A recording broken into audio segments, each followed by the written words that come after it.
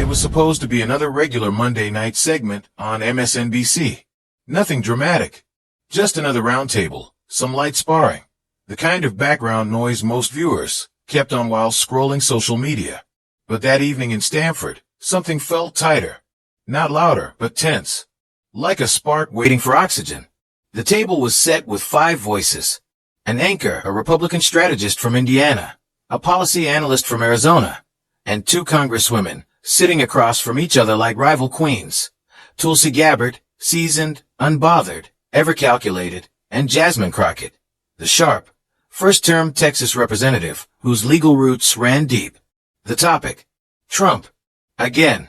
This time about a fresh indictment tied to classified documents, and the ever-growing narrative that the Department of Justice was being used as a political tool. The moderator gave the floor to Tulsa, and she didn't waste a second. "This isn't about justice," she said smoothly. "This is punishment. The Democratic machine is targeting dissent." Her tone was calm, almost rehearsed. Words like witch hunt, banana republic, and double standards slipped into the air like smoke. She had delivered this speech before, maybe with different phrasing, but the same cadence, the same steady voice. The anchor didn't interrupt. No one did. Then the camera panned slowly, deliberately, to Jasmine Crockett. She hadn't spoken a word yet. Her body still. Her eyes sharp. It was the kind of stillness you get when someone is 2 moves ahead in a chess game. The moderator turned. "Congresswoman Crockett, your response." Jasmine tilted her head slightly, adjusted the mic clip to her blazer. Her voice was measured, nearly soft.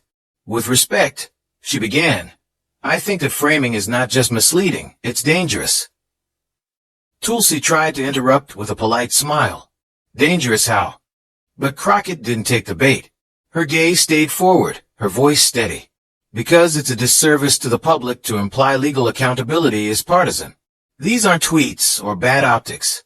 We're talking about indictments, sworn testimony, surveillance footage, and federal judges, including some appointed by Trump himself." It was as if someone had cracked a window in the studio. A shift in the air. Tulsa chuckled. "And you think the timing is a coincidence?" Crockett didn't blink. She pulled a sheet from her folder and held it up. "This is the indictment.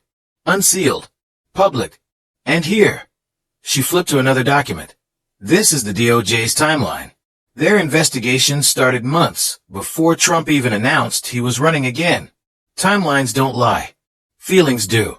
There were a couple of gasps from off-camera. The moderator stayed silent, letting it breathe. Tulsa tried again, leaning forward. "What about Biden's documents? Where's the investigation?" Crockett was ready. There was one. He cooperated. Turned everything over voluntarily. No obstruction. No deleted tapes. No subpoena dodging. Not even close to the same. Now the air had gone still. Even the strategist sat upright, no longer adjusting his tie or fidgeting with his notes. Tulsi's tone grew more pointed. "You honestly believe none of this is political?"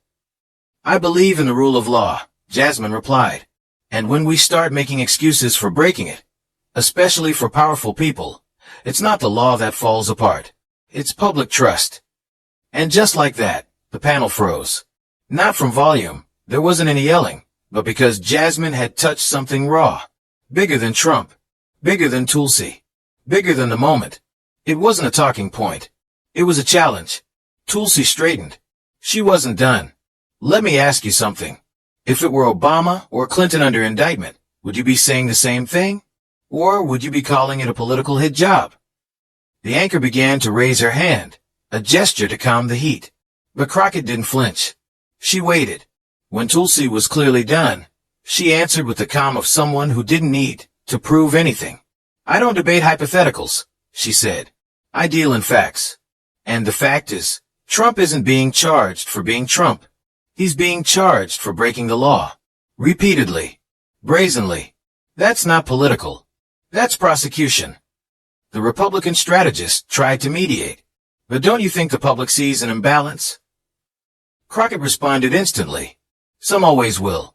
But if we truly care about fairness, we should stop asking why this is happening to Trump and start asking why so many others haven't been held to the same standard.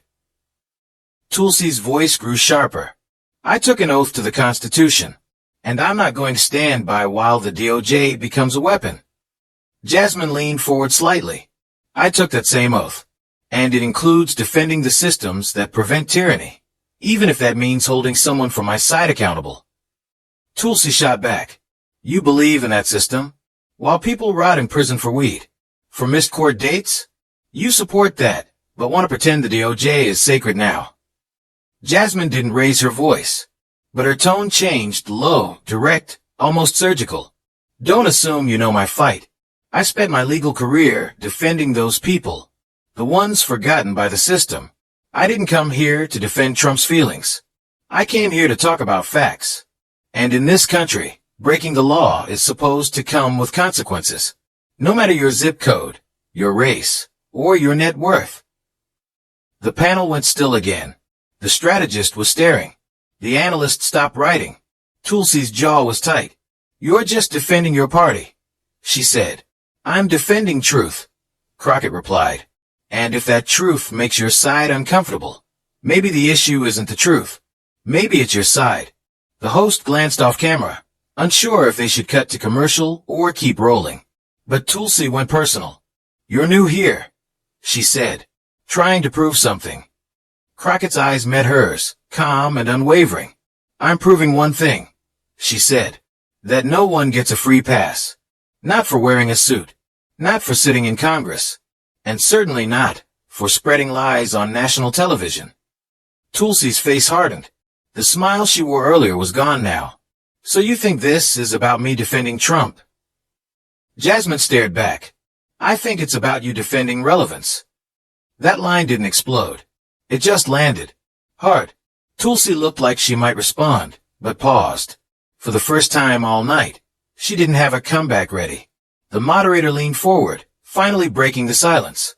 We're due for a quick break, she said, almost hesitantly. Crockett leaned back, folded her notes neatly. I said what I needed to, she said. You can take your break. The screen faded, but the moment wouldn't. The moment the segment aired, the internet exploded. Twitter timelines were flooded with clips of Jasmine Crockett's fierce takedown. Hashtags like hashtag Crockett Unleashed and hashtag Tulsi Shutdown trended within hours. In newsrooms across the country, the soundbite of Jasmine snapping, "You're not going to spin this," became the top highlight. The political ecosystem was on fire, and in the middle of it all was a stunned Tulsi Gabbard, who hadn't expected her Fox News stint to blow up in such a spectacularly public way. Behind the scenes, Jasmine was in her office when the messages started pouring in. Her staff couldn't keep up with the mentions. Supporters were cheering her bold stance, praising her for standing up to alternative facts in real time. But with the cheers came something darker, a flood of threats, online abuse, and even a few unsettling voicemails. Jasmine had been in politics long enough to expect backlash, but this was something else. It felt organized, aggressive, meant to intimidate. Back at Fox, Tulsi sat in the green room, scrolling through reactions on her phone. Her expression remained unreadable, but her hands trembled ever so slightly. She wasn't used to losing control of the narrative. This wasn't a minor blip. It was a calculated humiliation. She knew at the moment she heard the control room cheering for Jasmine's clip. "That's the one," someone said. "It'll go viral by noon." And it did. By the end of the day, Jasmine's impassioned defense of justice and her sharp rebuke of Tulsi had been picked up by every major network.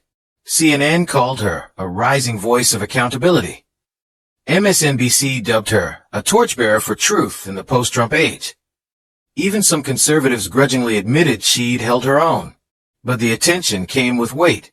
Jasmine's team had to beef up security. More than once, suspicious cars had been seen outside her office. Her chief of staff urged her to lay low for a while, but Jasmine refused. "They want us to be afraid," she told him. "I won't give them that satisfaction." Meanwhile, in private, Tulsi was strategizing. Her political comeback was supposed to be gradual, a slow rebranding from disaffected Democrat to independent truth-teller. But Jasmine's viral moment had interrupted that trajectory. Tulsi knew what she had to do. She called an old friend from Capitol Hill and requested a meeting with a key media fixer, someone who could help her reshape the message. She didn't say it out loud, but she was thinking, take Jasmine down. Across town, Jasmine was dealing with a new kind of pressure. Her party leadership had noticed her. A senior member of the DNC reached out, asking her to consider stepping into a bigger role. You've got the fire, he said. People are watching. Let's channel it. Jasmine hesitated. She'd always wanted to make an impact, but the game was dirty, and the spotlight burned hot. Still, something in her told her this moment wasn't accidental. It was time to rise. Soon after, Jasmine received an invitation to appear on Face the Nation. The show's producers wanted a rematch. Her and Tulsa, face to face again, live on Sunday morning. Her aides urged caution. It's a setup, one warned. But Jasmine, ever bold, accepted. Let them try, she said. I'm not here to play defense. The stage was set once again. This time, the stakes were higher. The debate wasn't just about Trump or justice anymore. It was about credibility, power, and who would define the moral compass of a nation still reeling from political chaos. As the cameras rolled, both women appeared calm, poised, and ready for war. Tulsa struck first. The American people are tired of division, she said smoothly. They want leaders, not shouters. They want unity. Jasmine didn't blink. Unity without accountability is hypocrisy. We cannot move forward by pretending the past didn't happen. Tulsa leaned in, her tone biting.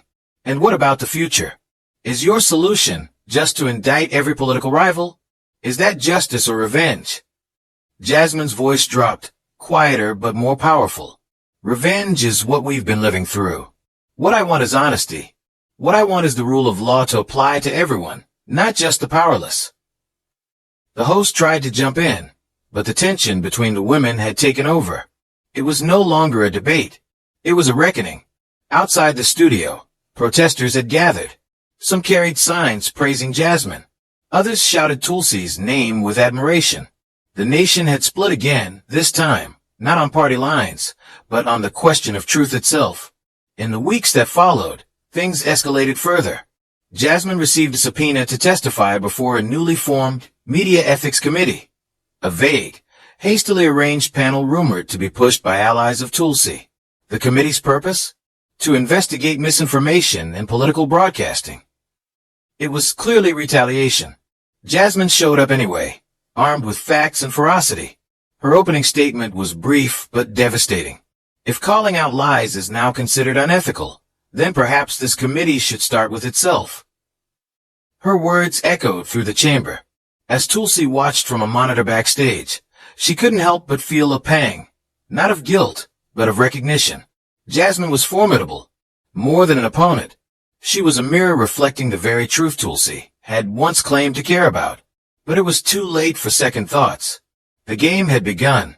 The news cycle was still ablaze from the explosive TV debate, and social media remained flooded with fiery edits of Jasmine Crockett's fearless takedown of her critics. Memes and reels crowned her the queen of comebacks, while hashtags like hashtag Donkey of the Day trended for hours. Tulsa Gabbard, on the other hand, seemed to have vanished from public appearances, her usual calm demeanor replaced by silence. Meanwhile, in a modest downtown office away from Capitol Hill's grandeur, Jasmine met privately with her longtime advisor, Rina Patel. The atmosphere was thick with the weight of decisions yet to be made. Jasmine sat on the worn leather couch, reviewing policy briefs, but her mind was clearly somewhere else.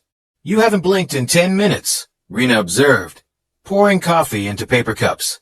Jasmine sighed, setting the document aside. I can't stop thinking about how quickly truth gets twisted out there. We say something with nuance, and it becomes a soundbite for outrage. Rina handed her a cup. You went toe-to-toe with a former congresswoman and Trump ally on live television, and you didn't flinch. That clip's been viewed 30 million times. You're a household name now. Jasmine smirked faintly. Fame's a tricky weapon. The same people who cheer today can turn tomorrow. At that moment, her phone buzzed. It was an encrypted message from an unnamed source. It read, check your email. What you'll find may change everything. She and Rina exchanged glances. Jasmine logged into her email and found a single message with the subject line, "Whistle in the wind." Opening the attachment, she found documents, raw, heavily redacted government files linking several Trump-aligned political operatives to what appeared to be a shell company laundering foreign money into political PACs. There were also mentions of a private meeting in Florida involving former intelligence officers and a mysterious donor listed only as DM. "Is this real?" Rena asked, scanning the files. "I don't know," Jasmine replied, her fingers hovering over the keyboard. "But if it is, it could bring down half of the former administration." They stared at each other, the weight of the moment hitting them like a freight train. Jasmine's political instincts screamed caution, but her moral compass tugged her toward exposing the truth, no matter the fallout. Rena leaned in. "You need to verify this before even breathing a word publicly. One wrong move and you're done." That same night, Jasmine reached out to Olivia Ricks, a renowned investigative journalist known for exposing deep corruption, who operated out of New York under a digital cloak of secrecy. They arranged a secure video call, both sides wary of surveillance. "I won't ask how you got these files," Olivia said after reviewing the documents. "But if even half of this is true, it's explosive." "I'm not interested in headlines," Jasmine replied. "I want accountability. The American people deserve to know." "You do realize this makes you a target?" Olivia asked, her tone grave. "I already am one," Jasmine said. "This would just make it official." Over the next several days, Jasmine quietly assembled a small circle of trusted allies, legal minds, cybersecurity experts, and seasoned civil servants. Among them was Jalen Pierce, a tech-savvy whistleblower from the Department of Homeland Security, and Dr. Marcella Green, an ethics professor with a reputation for dismantling misinformation in public policy. Their makeshift team dubbed themselves Project Phoenix, a name that symbolized both rebirth and resistance. The goal wasn't just to release the documents, but to prepare a legal framework, corroborate claims, and protect the whistleblowers involved. Meanwhile, Tulsa Gabbard made an unexpected reappearance in the media. In an interview with a fringe conservative outlet, she accused Jasmine of orchestrating a deep state revenge plot, claiming she had sources proving Jasmine was working with foreign actors to dismantle Trump's legacy. Lies built on a throne of delusion, Jasmine muttered, watching the clip. She's doubling down. The smear campaign began in earnest. Articles flooded the internet with sensational headlines. Trolls flooded her social media, and anonymous threats increased by the hour. Even her family members were harassed. Jasmine was placed under 24/7 security by Capitol Police. Still, she pressed on. One night, while reviewing testimony drafts from whistleblowers, Jasmine received a call from her old friend, Representative Malik Johnson of Georgia. "You need to be careful," he warned. "I've heard rumblings. There's chatter about using the House Oversight Committee to investigate you under the guise of national security." Jasmine paused. "They're going to try and silence me." "They're scared. That means you're doing something right." But Malik's words weren't a comfort, they were a warning. Every move from now on had to be calculated. Just as she was about to call her legal team, another email came in. This one from a burner address. It contained a single audio clip. In it, a voice believed to be that of a high-profile Trump operative spoke candidly about using misinformation, bribery, and intimidation to keep Jasmine Crockett in line. The clip ended with, "If she keeps poking around, she'll disappear into political irrelevance." Or worse. Jasmine felt the ice spread through her chest. "This is bigger than I thought," she whispered to Rena, who had listened in horror. "It's a war," Rena said, straightening. "But you have an army now." And indeed she did. Project Phoenix was growing stronger. More whistleblowers came forward, more evidence surfaced. The team crafted a comprehensive report with documented proof, and coordinated with Olivia Ricks for a strategic media release timed with the congressional hearing. A date was set. The world would watch. Jasmine knew this would either solidify her as a truth-teller or brand her a traitor in the eyes of millions. But she'd already made her choice. The night before the hearing, she stood alone on the Capitol steps, watching the stars flicker above the monument-lined horizon. She took a deep breath and whispered, "For truth, for justice, for everyone they tried to silence. Tomorrow, she'd light a fire the nation couldn't ignore. As dawn broke over the Capitol, the air carried a strange tension, part anticipation, part dread. Jasmine Crockett sat alone in her office, the dim morning light slanting through the blinds. Her phone buzzed nonstop with notifications, media interviews, messages from allies, even veiled threats. The confrontation with Tulsa had gone viral, and now the world wasn't just watching, it was choosing sides. Despite the storm around her, Jasmine remained composed. She had no intention of retreating. Her fight wasn't personal, it was about the principle. But she also knew the next move couldn't just be a reaction. It had to be strategic. Meanwhile, Tulsi Gabbard had flown to Florida to meet Donald Trump in person. In the quiet of his Mar-a-Lago estate, the two discussed the fallout over breakfast. Trump, wearing his usual defiant grin, seemed unfazed by the media firestorm. "They think they've got me," he said, waving a hand dismissively. "But this will only make me stronger. Every attack makes my base angrier. They don't trust the courts, they trust me." Tulsi, more pragmatic than fanatical, leaned in. "That may be true for your voters. But what about the moderates? The independents? We need a plan that wins not just the fight, but the future." Trump's smile faded slightly, a flicker of thought crossing his face. "Then make sure Jasmine doesn't get the last word.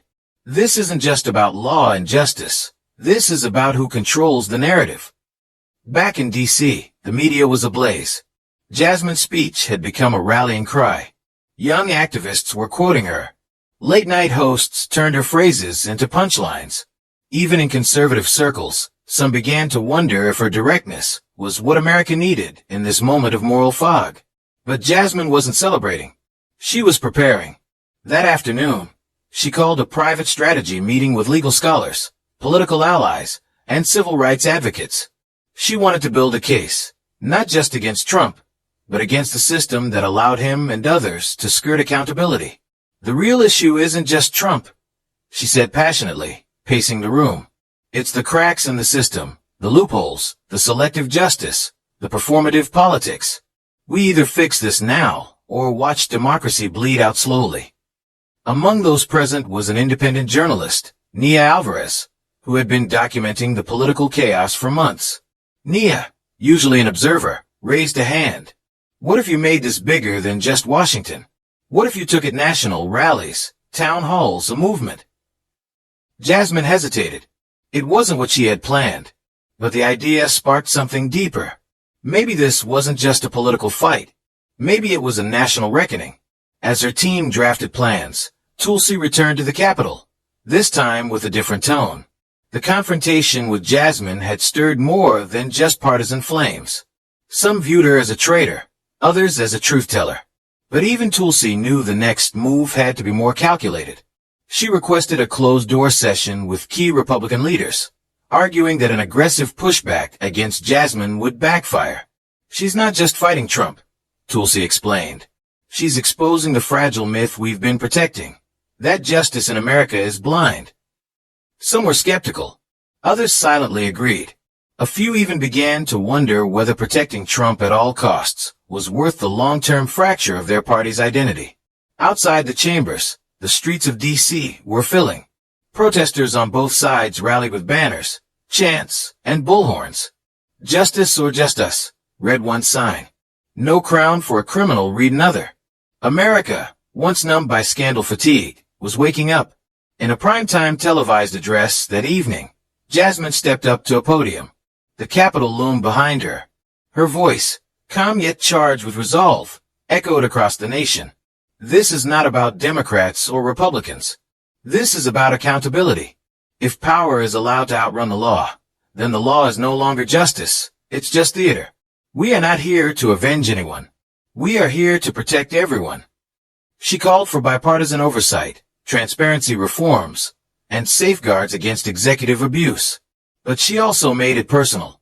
There is a sickness in our system, not of partisanship, but of silence. Too many know the truth and choose convenience. That ends now.